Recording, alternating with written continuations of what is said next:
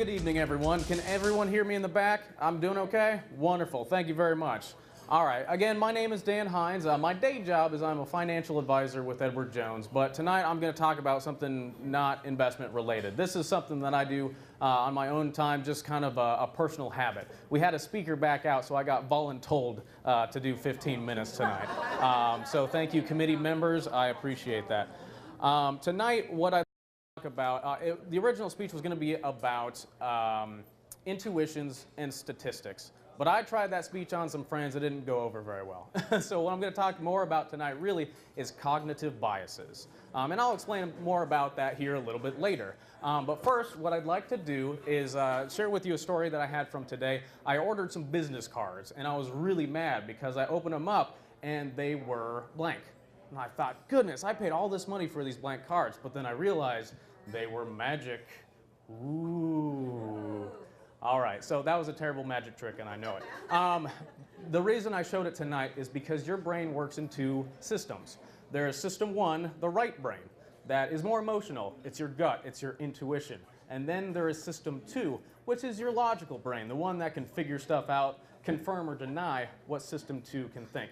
Now, system one, when I did the flip, your system one went, oh, okay, everyone did it. But system two kicked in immediately and thought, wait a minute, that I know, Dan, that's not, there's no Jedis, there's no real magic out there. I know that was a trick. So tonight, as I go through these cognitive biases, remember that your system one always thinks something, but usually system two kicks in and says, wait a minute. So go ahead and put that here.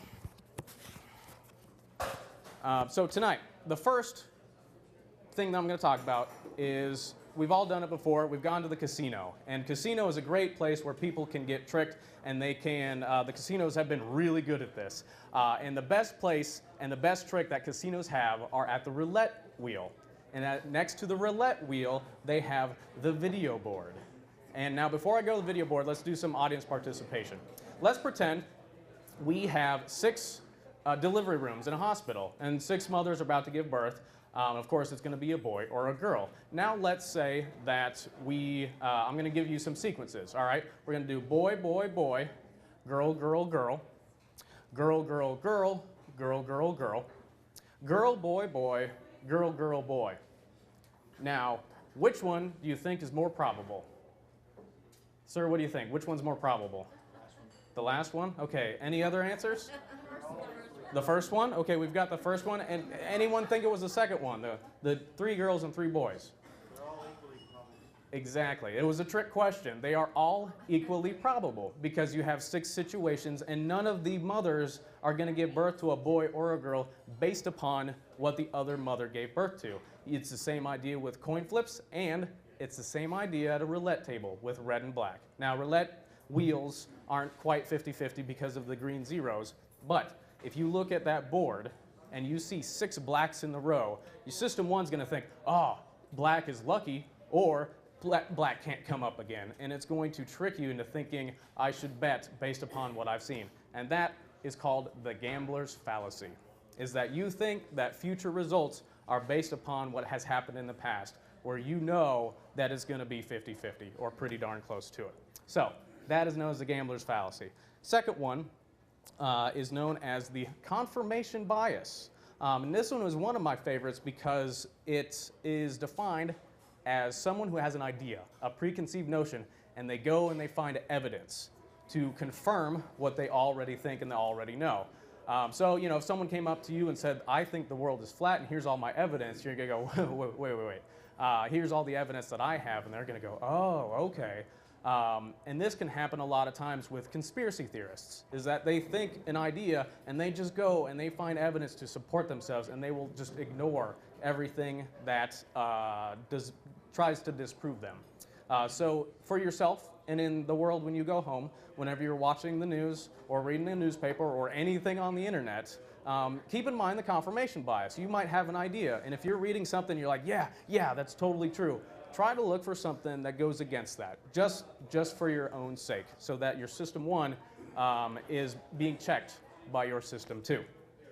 The next one I have, I'm kind of combining them, is known as the availability heuristic and the recency bias. And with that, the availability heuristic says that if things are more recent or you can think of them faster, they become more important. Now I'm going to use Tarek as an example. There he is in the back. Wonderful coach. And if I asked Tarek, I said, Tarek, name me some examples. You don't have to say anything. If you name me some examples of coaching, and if he's sober, he'll probably give some real quick. Now, and the thing is because he can think of a lot of examples really quickly, he'll think, yes, I am a good coach. But if he's maybe 2 or 3 sheets to the wind and can only think of 1 or 2 things, his system 1 will trick himself into thinking, well, maybe I'm not a good coach, just because he can't think of examples fast enough. And that is known as availability heuristic. What's going on back here? We're going over here? No, you're good. Oh, okay. A lot of movement back here. So we can hear you in the back. Okay, everybody good in the back? Even better? Wonderful. All right, and then the second one is recency bias. This is we've all experienced. If it's not in the news, you kind of forget about it. The recency bias is that if it happened last night in the news, it's more important than something that happened last week, last month, last year. The faster you can think about it, a lot of times it becomes more important. But if you forgot to put gas in your car last week and you had a gun debate today, I would say putting gas in your car is probably going to be more important to you. Now, the next one is known as the survivorship bias. And who has read the book by Jim Collins called Good to Great? All right, a good number of people in here. It is a wonderful book. A lot of business people have read it. If you have not read Good to Great yet, I strongly suggest reading it. But a lot of critics of the book will claim that it succumbs to the survivorship bias. Because in the book, Jim Collins takes a lot of companies that have done really, really well, and he compares it to companies in the same industry that have not done so well. And he says, okay, all the good companies this is their 5 habits or 10 habits that they've had to be good. And so critics with a survivorship bias will say, well, what about all the companies that had all of those habits but didn't survive? They had those habits but failed.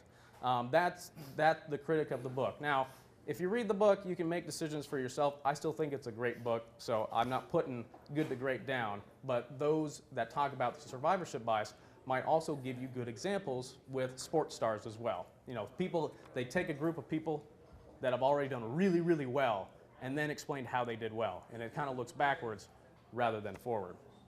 And before I move on to the last spot, how am I doing on time? I feel like I've been doing pretty good. All right.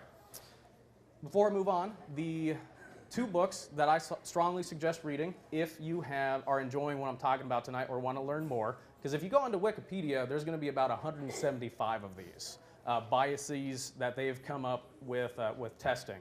And the 2 books would probably be The Invisible Gorilla is one, which is a great YouTube video as well.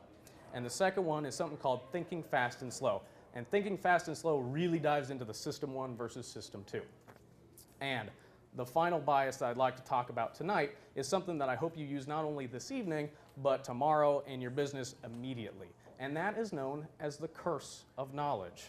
This is what scientists have named as being if you know a lot about something, but then are talking over the heads of everybody else. Is that I think we've all experienced it, not only succumbing to the curse of knowledge ourselves, but if you've gone to Best Buy, to Home Depot, and you've got a problem, and you're like, I think my fatherboard is broken, and they start laughing at you, and they start throwing words like RAM, and you need a new hard drive, you need 802.11 GRN, and or you go to Home Depot, and they start talking about O-rings or Gorilla Glue or a lot of tools, is that they are experts, and their knowledge is up here, and those really, really simple things are right here. But since you know nothing, those things that they're talking about that are simple to them is going to go over your head. And so tonight, tomorrow, in your business, try not to succumb to the curse of knowledge, because it's your System 1 thinking, man, this is really easy, but your System 2 has got to kick in and say, hold on, let's ask. You know, in my own business, I usually ask people, I say, has anyone ever sat down and explained to you mutual funds before? And sometimes they'll say, no, never heard it before. Sometimes they'll say, yeah, I got it. And a lot of people will say, well, someone told me before, but it's been a while, so I need a refresher. And so that helps give me the knowledge of where I am with them and my knowledge. So the 2 books, again, were Thinking Fast and Slow, The Invisible Gorilla, and just remember that your System 1 is the one that thinks it knows how the world works, but don't let your System 2 get lazy. Thank you very much. I've been Dan.